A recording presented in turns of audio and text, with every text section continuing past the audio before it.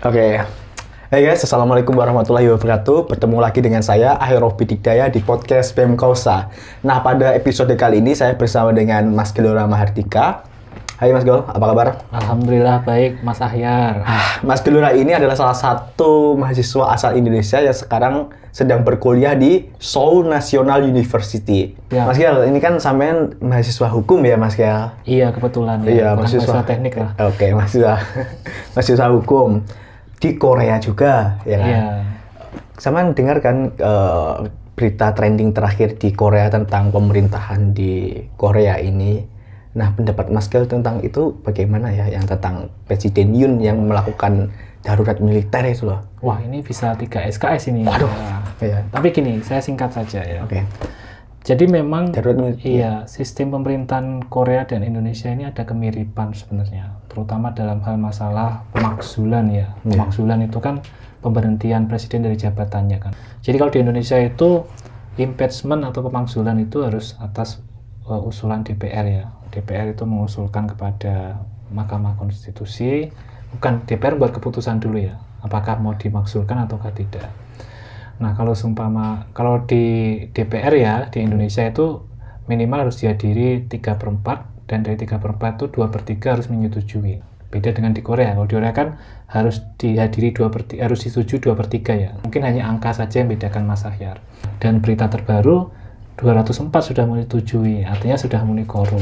Iya. Tapi setelah itu kemudian harus diputuskan oleh MK. Jadi kalau di DPR itu kan proses politik ya Mas Ahyar. Iya. Contoh saya nggak suka sama Mas Ahyar jadi presiden, saya tinggal minta untuk dimakzulkan saja. Tapi itu politis ya.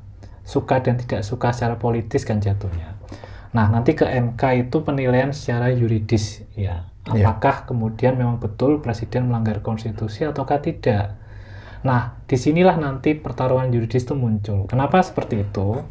Karena memang Presiden Yoon ya, kebetulan dia alumni SNU, Fakultas Hukum juga. Oh iya toh? Iya, Waduh. kakak kelas. Guys, Iya. keren ya. Iya. Dia paham bahwa dia nggak salah secara konstitusi. Ya, kenapa seperti itu? Karena memang dalam konstitusi Korea itu diperbolehkan bagi presiden mengeluarkan darurat militer. Ya, ada kewenangannya kan? Iya. Berarti kan boleh presiden mengeluarkan darurat militer. Boleh kalau secara aturan konstitusi Korea. Kalau seumpama kemudian darurat militer itu diminta dicabut oleh DPR, jadi kalau setengah dari anggota DPR minta untuk dicabut, maka presiden harus mencabut.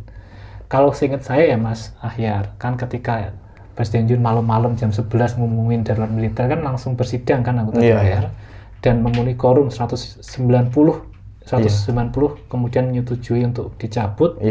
Padahal butuhnya cuma 150.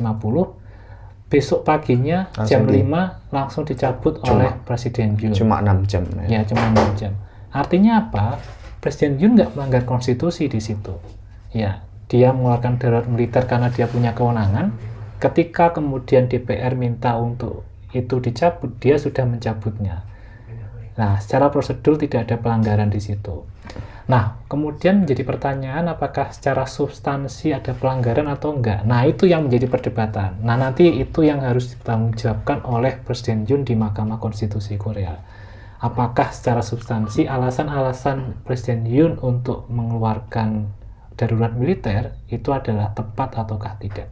Tapi secara prosedur nggak ada kesalahan di sini. Nggak ada kesalahan. Ya, karena saya yakin Presiden Yoon sebagai alumni dari SNU Law School ya, sebagai kakak tingkat saya, pasti sudah paham bahwa dia punya kewenangan untuk itu dan dia wajib mencabut itu ketika DPR meminta untuk itu dicabut.